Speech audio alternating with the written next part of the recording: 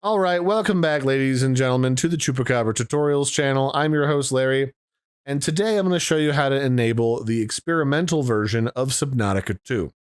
So to do that, all you have to do is right-click the game in your little library list here on the left-hand side, go to Properties, and then here in these little tabs on the left-hand side of this little pop-up, you'll see Game Versions and Betas.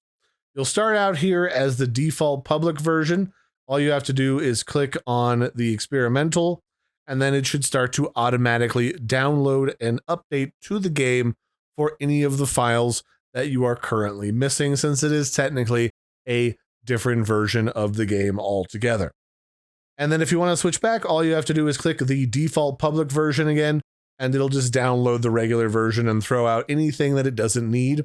And you can go back and forth pretty much whenever, unless for whatever reason the folks over at Unknown Worlds decides to change it so that you require a code, in which case you'd have to put the code in down here and then hit check code in order to get access to any special testing versions of Subnautica 2 in the future.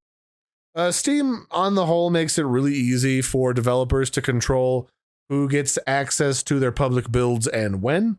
It'll even tell you right over here under the latest update, when you're switching between these two versions, when that update was released. So the main version of the game was last updated back in July 14th.